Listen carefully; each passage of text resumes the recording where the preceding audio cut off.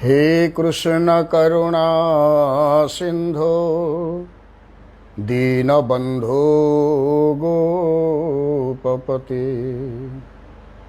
गोपेश गोपिका कांतम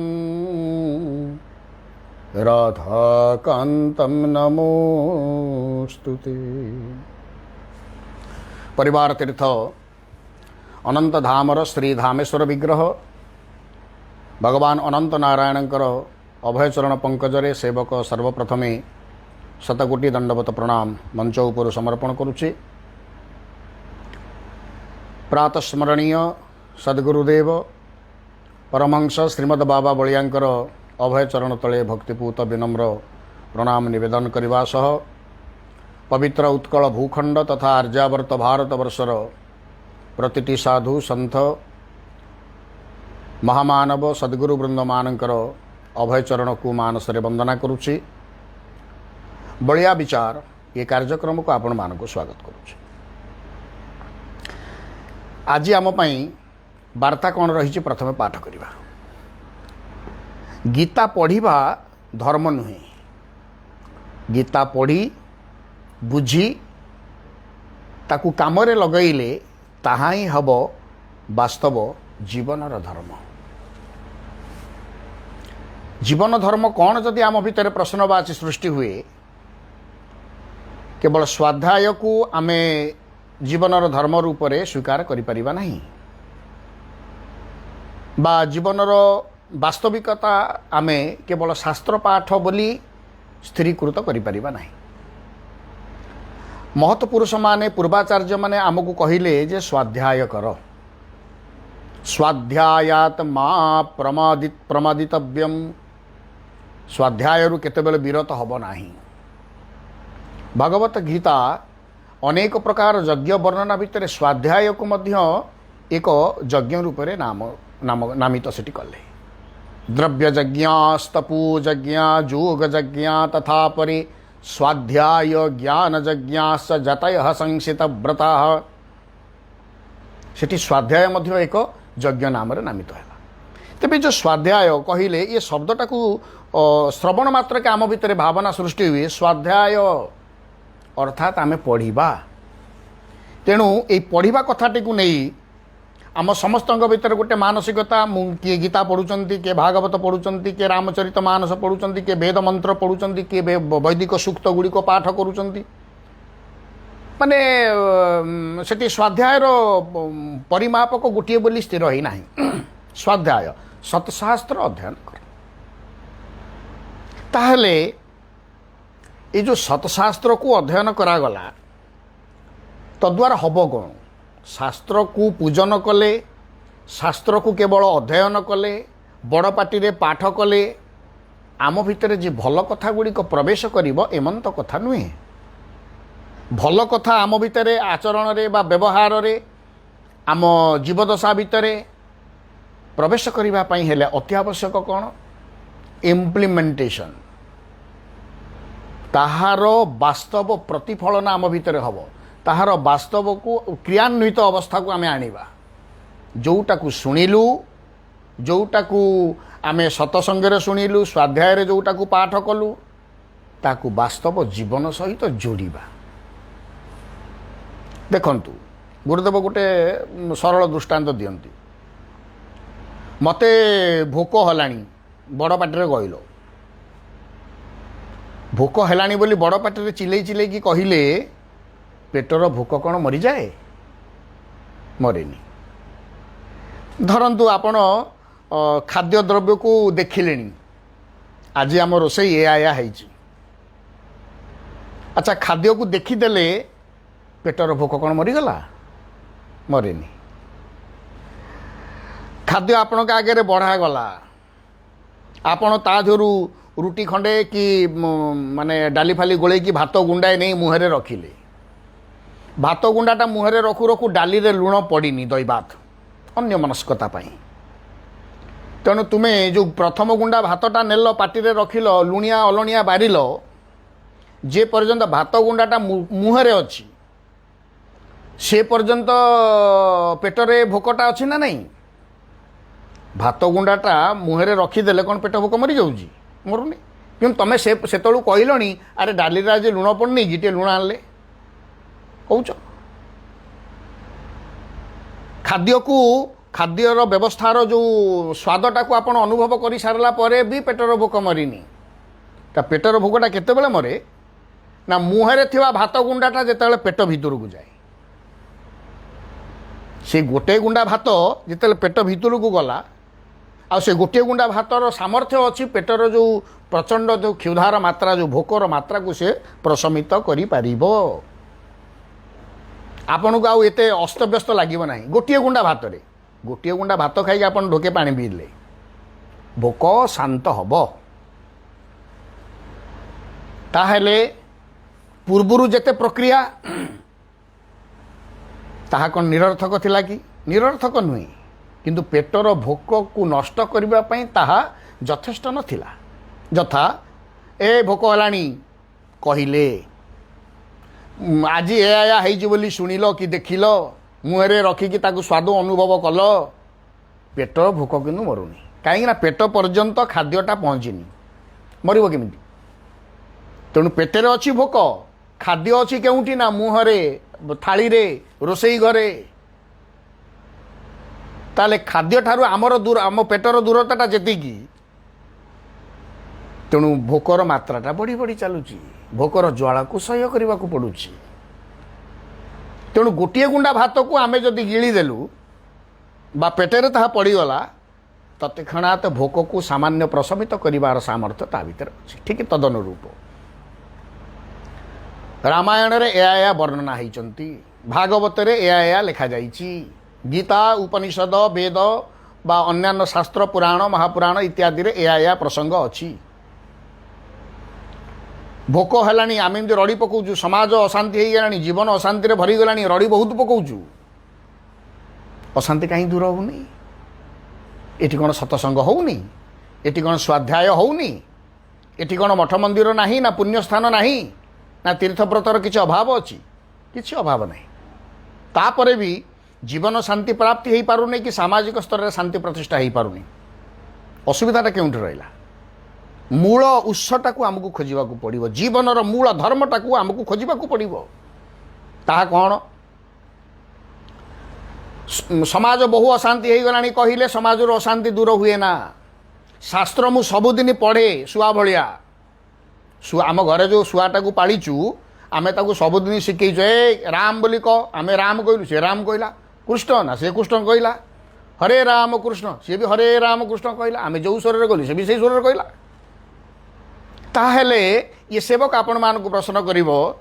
हरे राम कृष्ण उच्चारण करिथिबा से शुआटा मला परे केउ गति की प्राप्त होबो केउ गति की प्राप्त होबो आपण कहबे सिद्धांत रे पहुंच पारिबे नहीं कहबे कोन सिद्धांत रे पहुंच पारिबे नहीं काहे कि ना से पक्षी जोनी रु से पक्षी जोनी ही प्राप्त हो पारे बा आउ टिके उन्नत जोनी मनीष हो पारिबो नहीं बा पक्षी जन्मरु से मुक्ति हो जीव प्रश्न उठू नहीं आपण कहबे नहीं से राम राम कहूला राम राम कहले कौन हम बुझिनी राम कौन बुझिनी कृष्ण कौन बुझिनी राम कृष्ण उच्चारण करे कौन हुए तांकु जानिनी मुक्ति हो जीव जदि एमिति मुक्ति होते बा मुक्तिर द्वार एम जदि उन्मोचन होइके रहंता समस्ते बोधे मुक्ति पथर अभिजात्री हो जाते कारण राम नाम उच्चारण करुवा लोक मानकर संख्या ईश्वरंकर नाम को स्मरण करुवा लोक मानकर संख्या किछि कम नहीं यह किपरि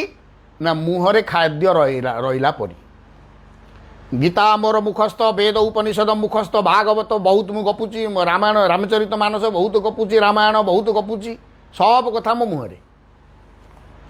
मुहरे थिबा जो माने कथा से उदरस्थ हेइनी भितर जीवन भितर को जाइनी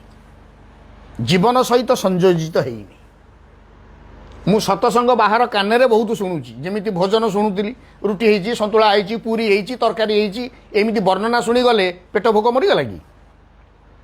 तेणु शास्त्रीय वर्णना शुणिले सतसंगे बसी कान बहुत भल कथा शुणिले जीवनर अशांति दूर हुए ना केतिक बेल हम ना आमे जो भल कथाटा शुणिलु इम्प्लीमेंटेशन आमे ताकू प्रत्यक्ष भाव में क्रियान्वित करवा जोड़ा संयोजना करवा क्या सहित ना मो जीवन सहित जीवनर धारा सहित मो भावना सहित विचारधारा सहित तेणु शास्त्र आप स्वाध्याय जोटा कले मु स्वाध्याय केवल कले बा पढ़ी गले जे मुक्तिपथर यात्री होइजिबी एमन तो कथा नुहे स्वाध्याय एटा माने जोटा गोटे प्राइमरी स्टेज रो कथा एटा प्रथम तेणु आमर पूर्वाचार्य माने गोटे केटे सुंदर ढंगरे आमको बुझेइले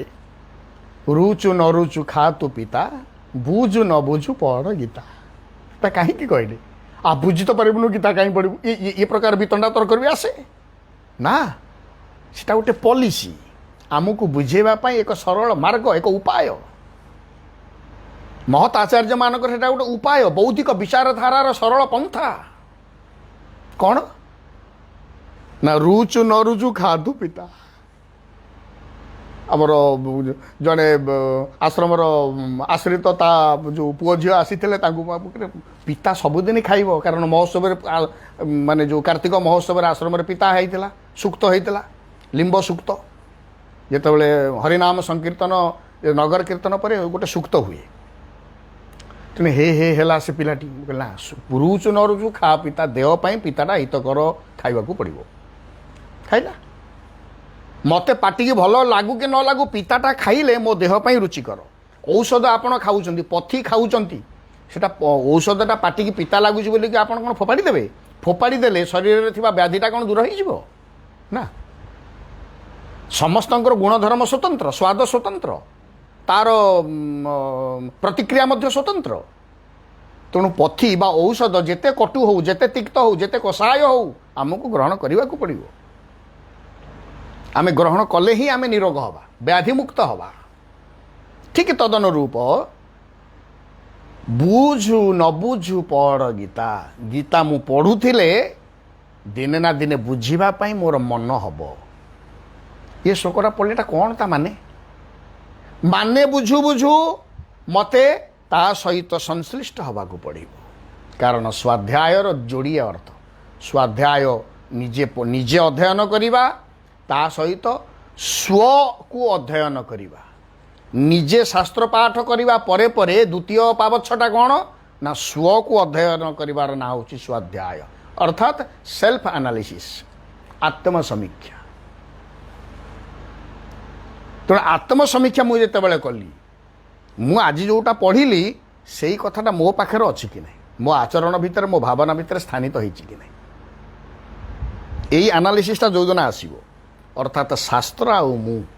एक हो गलु अभिन्न हो गलु मु जो दिन भाविली भगवत गीता स्वतंत्र भागवत स्वतंत्र वेद उपनिषद स्वतंत्र मु स्वतंत्र से दिन पर्यंत अशांति रहिबो से दिन पर्यंत दुख रहिबो क्लांति रहिबो क्लेश को अनुभव करिबा जो दिन आमे भाविबा गीता ही जीवन जीवन ही गीता गुरुदेव कहिले तमे ग्रंथ आउ जीवन ये दुईटा को दुई बोली भावना आकु जो एक करदेव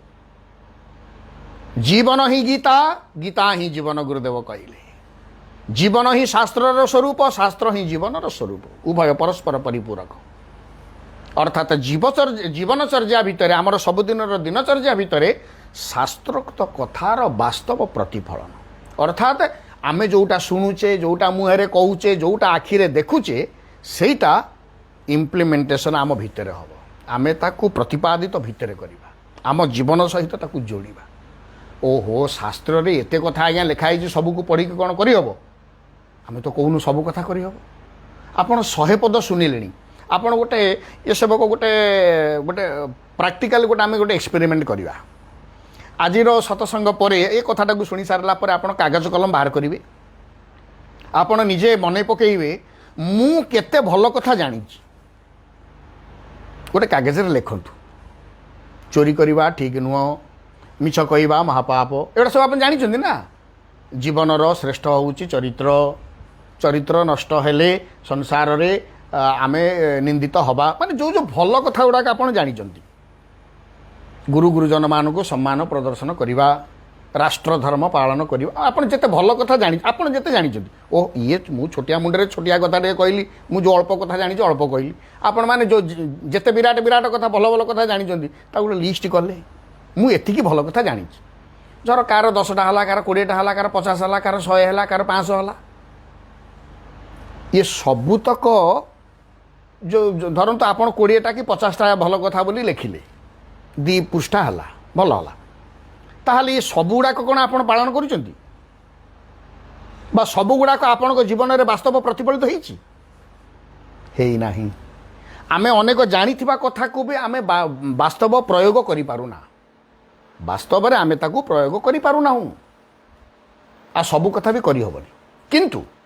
मु जानी 50टा कथारू 10टा कथा को जदि पालन करूची 10टा कथा को बहुत अच्छी से 10टा कथा को पालन करू करू 11 नंबर को आपे आपे मन जीव 12 नंबरटा आपे आपे अभ्यास रे पड़िबो आ मु जानी 50 जमा भल कथा मो पाखे गोटे कि 2टा नहीं हम कौटू मात्रा एत कम हेल्ले कौड़ हम तेणु भल कथार प्रयोगर मात्राटा जिते बड़े मो जीवन में बढ़ तेणु यहीटा आरी ना हूँ सेल्फ एनालिसिस आत्मसमीक्षा मु भल जानी केते भल करुच्ची केते बा भल अभ्यास भितर मो जीवन को सुनियोजित करें गोटे जीवन धर्मर गोटे प्राक्टिकल वास्तव जीवन धर्मर स्वरूपटा कौन आम यू उपलब्धि कर भिखारी को श्रद्धार सह चाउलटे दौजी बा टंकाटे देइथिली आपको लिखिले थरे गोटे सप्ताह रविवार रे मन पक सबुदिन मु भल काम कौन कर भूल काम कौन कर खाली नोट डाउन कले मु आज अजथार ये लोकटा को भाषा गाड़ी देली मु आज अमक लोकटा को ईर्षार एमती कहली अमक लोक पाखक मु करज आने जाइला बेले सी मत जो टाण टाण कर कहला मत खराब लगिला एमती आपन गोटे प्राक्टिकल जहाँ हो गोटे जीवन में बंधु मेल चाह पीऊला बेले अन्य मानक आउ जो 2 जनक पैसा देली मत बड़ खुशी लगिला माने गोटे ये घटना गुड़ाक साधारण घटना ही पारे किंतु जीवन उपर बहु प्रभाव पकाए आपड़ सप्ताह 7 दिन लिखि सारापर रविवार दिन से 7 दिन कथा गुटी कागज खेल पढ़िले कौन कौन आप कौन कौन लिखिं आपण मानसिक स्तर निश्चित किसी ना किसी प्रभाव आसो निश्चित 100% आसो जो भूलटा आप पूर्व सप्ताह कर परवर्ती सप्ताह से भूलटा एगेन रिपीट करने आपण भितर किए जड़े बाधा दब अरे आरथरक मुझे एमती कहीदी से गोटे खराब है कथाटा अजथार गोटे शत्रु सृष्टि है मोपाई तो आपे आपे मु निजे निज को गोटे आध्यात्मिक दिनलिपि सेवक प्रस्तुत कर मु 2002 मसीहा कथा कहूँ जो आध्यात्मिक शिक्षा शिविर आम आश्रम वर्ष को 2 थर हुए बहु वर्ष पर्यंत ताहा चलता परवर्ती समय बंद थिला से आध्यात्मिक दिनलिपि अनेक कथा गुड़िक सुसंयोजित अच्छी ये सेवक केतले पाइले सेटा को आपण मानक कार्यक्रम समर्पण करी आपण से कथा गुड़ा खाली हाँ आउ ना माने कौन कहले फिलअप करेंगे तद्वारा हम कौन and that is the point of self analysis point हूँ सेटा मु स्वाध्याय कली मो निजक मु अध्ययन करुँची मु आज दिन मान खराब कथा कही केते भल कथा कही केते सत शिक्षा देइची केते खराब भावना भावी केते अन्य को हिंसा को माने हिंसार भावना आनी केते मित्रतार भावना आनी केते मु कहा को आज रुटी खंडे देइची माने यही कथा गुड़िक मो घर को पड़ोसी आसते मुझे हसी हसी की स्वागत कली कि कुंठा बोध हिसाब से स्वागत कली ये सब कथा ये हूँ मोर दिनचर्या ये दिनचर्या को नहीं मत बंचा पड़ो आ रियलिटी हूँ यहीटा जीवनर वास्तव धर्म हूँ यहीटा मु वास्तवता को नहीं बंची आब्स्ट्राक्ट सेन्स रे मु बंची पारि नहीं आदर्शर कथा भितर मु हजिगले भाभी भाभी की बंची पारि नहीं तेणु मते स्वाध्याय शास्त्र अध्ययन सहित मु शास्त्र रे लिखा जाइथिबा कथा को मो जीवन सहित केते परिमाण रे मु ताकू जोड़ी जोड़ी चली एटा ही हूँ गुरुत्व ताहा ही हूँ जीवनर धर्म ताहा ही हूँ वास्तवता तेणु मत जीवनर वास्तवता अवस्था को आसिया पड़ो कारण गुरुदेव बाबा बलिया से एते प्रत्यक्षवादर सन्थ एते वास्तववाद को आश्रय करती ताहा सीमातीत आम देखु आम ये सेवक सन्यास धर्म ग्रहण करथिले भी ଆମର ସନ୍ନ୍ୟାସର ଯେଉଁ ଭେଷ ବା ମାନେ ବେଶ ପୋଷାକ ମାନେ ମୁଣ୍ଡନ ହେବା ଚିତା ତିଲକ କରେ ଏ ସବୁ କଥା ଏ ସେବକ କରୁଥିଲା। କିନ୍ତୁ 2007 ମସିହାରୁ ଗୁରୁଦେବ ଆଦେଶ ଦେଲେ କହିଲେ ଚିଦାନନ୍ଦ ଆକୁ ସବୁ ଛାଡ଼, ଏ ବେଶ ପୋଷାକରେ ସାଧୁତା ନୁହଁ, ଏ ପରିପାଟି ସାଧୁତା ନୁହଁ, ସାଧୁତା ଏକ ଗୁଣ। ତା ହୃଦୟରେ ଯଦି ଆମ ଭିତରେ ସେଇଟା ରହିଲା ବାହାର ପରିପାଟି ଦରକାର ନାହିଁ। ସାଧାରଣ ମଣିଷ ପରି କେଶ ରଖ, ଆମର ସାଧାରଣ ମଣିଷ ପରି ଧୋତି ପଞ୍ଜାବୀ ପିନ୍ଧ, କିଛି ଆମକୁ ବାବାଜୀ ବୈଷ୍ଣବ ଲୋକଙ୍କ ଆଗରେ ଦେଖାଇବା ଦରକାର ନାହିଁ। କିନ୍ତୁ ଈଶ୍ୱରାର୍ପିତ ଭାବ ରହିବ, ସମାଜ ପାଇଁ କର୍ତ୍ତବ୍ୟ ନିଷ୍ଠା ରହିବ। ଦୁଇଟା କଥା। ଇଏ ସଂସାରରୁ ଇଏ ସମାଜ ଆମକୁ ଖୁଆଉଛି, ଏ ସମାଜ ଆମକୁ ଦେଇଛି, ଆମେ ଖଣ୍ଡେ ପିନ୍ଧିଛୁ, ତେଣୁ ସମାଜ ପାଇଁ ଆମେ କରିବୁ, ସମାଜ ପାଇଁ କାମ କରିବା ଈଶ୍ୱରାର୍ପିତ ଭାବରେ। କାରଣ ଆମର କେଉଁଠି ଘର ସଂସାର କ'ଣ ଏମିତି ନାହିଁ ଯେ ଆମେ ସକାମ କର୍ମ କରିବା ନା, ନିଷ୍କାମ କର୍ମ ହେଉଛି ସେଇଟା, ଯେଉଁଟା ନିଃସ୍ୱାର୍ଥପର ଭାବରେ, ଯେଉଁଥିରେ ସ୍ୱାର୍ଥ କିଛି ନାହିଁ କିନ୍ତୁ କର୍ମ କରିବୁ। ତେଣୁ ଏତେ ବାସ୍ତବବାଦୀ ଆଶ୍ରମର ଅନନ୍ତ ବଳିଆ ପରିବାର ଯେତେ ମାନେ ସାଧୁମାନଙ୍କୁ ଆପଣ ଦେଖିବେ ସମସ୍ତେ ସାଧୁର ପୋଷାକରେ ନାହାନ୍ତି, କାରଣ ଗୁରୁଦେବ ହେଉଛନ୍ତି ବାସ୍ତବବାଦୀ। ଏଠି କେହି କଠଉ ପିନ୍ଧନ୍ତି ନାହିଁ, ଗୁରୁଦେବ ନିଜେ ମଧ୍ୟ କଠଉ ପିନ୍ଧୁଥିଲେ ପ୍ରଥମ ଅବସ୍ଥାରେ, ତାକୁ ଛାଡ଼ିଦେଲେ, କହିଲେ ନା ଖଡ଼ମଟା ପିନ୍ଧିକି ଚାଲି ଯେଉଁ ଖଡ଼ ଖଡ଼ ଶବ୍ଦଟା ହଏ ସିଏ ମଧ୍ୟ ଗୋଟେ ଆତ୍ମମୁଙ୍କାର ସୃଷ୍ଟି କରେ, ମୁଁ ସନ୍ନ୍ୟାସୀ ଯାଉଛି। ଏଇ ସାମାନ୍ୟ ଅହମିକାଟା ବି ତମକୁ ଜାଳି ପୋଡ଼ି ଧ୍ୱଂସ କରିଦେବ। ବର୍ତ୍ତମାନ ତ ମାନେ ବେଶ ପରିପାଟିକୁ ନେଇ ସାଧୁତାର ପରିଚୟ ଦିଆଗଲାଣି। କିଏ କେତେ ମାନେ କେତେ ବେଶ ପରିପାଟିରେ ପରିଣତ ମାନେ ନିଜକୁ ସଜ୍ଜିତ କରିପାରିବ ସେ ସେଇଥିରୁ ମୂଲ୍ୟାଙ୍କନ କରାଉଛି ଏ କେଉଁ ଗ୍ରେଡର ସାଧୁ। ଏହା ସାଧୁତାର ପରିଚୟ କେତେବେଳେ ବି ହେଇ ନପାରେ। ଆମକୁ ବାସ୍ତବତାଟାକୁ ସ୍ୱୀକାର, ସାଧୁତା ସ୍ୱତନ୍ତ୍ର, ସାଧୁର ପରିପାଟି ସ୍ୱତନ୍ତ୍ର। ସାଧୁତା ବିହୀନ ପରିପାଟି ରାବଣ ଛଦ୍ମବେଶ ଆଶ୍ରୟ କରି ସୀତାଙ୍କୁ ଅପହରଣ କରିଥିଲା। ସେଟା କ'ଣ ନା ପରିପାଟିଯୁକ୍ତ ଜୀବନ, ସାଧୁତା କିନ୍ତୁ ନଥିଲା। ଆମର ସାଧୁତା ଦରକାର ନା ସାଧୁର ପରିପାଟି ଦରକାର, ନିର୍ଣ୍ଣୟ ଆମେ କରିବା। ତେଣୁ ବାସ୍ତବକୁ ଆସିବାକୁ ପଡ଼ିବ। ମୁଁ ସବୁଦିନ ଗୀତା ପଢ଼େ, ସବୁଦିନ ଭାଗବତ ପଢ଼େ, କ'ଣ ମୁକ୍ତି ଦ୍ୱାରା ମୋ ପାଇଁ ଖୋଲା ହେଇଯିବ? ନା ସବୁଦିନ ଭାଗବତ ପଢ଼ ବୋଲିକି ତମ ପୁରା ମାନେ ଅନୁଭବ ଜ୍ଞାନ ଗୁଡ଼ାକ ଖୁନ୍ଦି ହେଇଗଲାଣି ଜୀବନ ଭିତରେ? ପ୍ରଶ୍ନ ଉଠୁନି। ଜୀବର ଗତି ଅନୁଭବ ଉଦ୍ଧବେ କହିଲେ ମାଧବ। ସେ ଦିବ୍ୟ ଅନୁଭୂତି ସୃଷ୍ଟି ହେବା ପର୍ଯ୍ୟନ୍ତ, ଅର୍ଥାତ୍ ଦିବ୍ୟ ଅନୁଭବ ଦିବ୍ୟ ଅନୁଭୂତି କେତେବେଳେ ଆସେ ନା ଯେତେବେଳେ ଈଶ୍ୱର କୃପା କରନ୍ତି। ଈଶ୍ୱର କୃପା କେତେବେଳେ କରିବେ ନା ଶାସ୍ତ୍ର ସହିତ ଜୀବନ ଯେତେବେଳେ ସଂଯୋଜିତ ହେବ, ସୁମାର୍ଗରେ ସଦାଚାରରେ ସତ ଅନୁଶୀଳନରେ ଯେତେବେଳେ ଜୀବନ ଆଗକୁ ଯାଏ। ତେଣୁ ଗୁରୁଦେବ ତାହା ହିଁ କହୁଛନ୍ତି, ଶାସ୍ତ୍ରକୁ ପଢ଼ିବାଟା ଧର୍ମ ନୁହେଁ, ତାକୁ ପଢ଼ିଦେଲେ ଯେ ଆମର କ'ଣ ହେଇଯିବ ସେ କଥା ନୁହେଁ। ଶାସ୍ତ୍ରରେ ବର୍ଣ୍ଣନା କରାଯାଇଥିବା କଥାକୁ ଯେତେବେଳେ ଆମେ ଜୀବନ ସହିତ ଯୋଡ଼ିବା, 100ଟା ଯୋଡ଼ି ପାରିବା ନାହିଁ, ଗୋଟିଏ 2ଟା ତ ଯୋଡ଼ିବା, 5ଟା ତ ଯୋଡ଼ି ପାରିବା, ସେତିକି ମଧ୍ୟ ଜୀବନ ପାଇଁ ଯଥେଷ୍ଟ। ମୁଁ 5ଟା ଭଲ କଥାକୁ ଆଶ୍ରୟ କରିଛି, ଆହୁରି 10ଟା ମାନେ ଭୁଲ କଥା ମୋ ପାଖରେ ଅଛି, ହେଲା, ମୁଁ ପ୍ରଚେଷ୍ଟିତ ହେବି। ଏ ଯେ ଆମେ ଯେଉଁ ବ୍ରତ କରୁଛେ, ଆମେ ଯେଉଁ ପୂଜା କରୁଛେ, କ'ଣ କି ତା ମାନେ କ'ଣ କି? କ'ଣ ସେଇଦିନ ଉପାସ ରହିଲୁ, ପୂଜା ସାରିଦେଲୁ, ଖଣ୍ଡ ପିଟି ଦେଲୁ, ବାସ୍ ତାପରଦିନ ହାଡ଼ ଗୋଡ଼ ପୁଣି ଚୋବେଇଲୁ, ଏୟା? ବ୍ରତ କହିଲେ ସଂକଳ୍ପ।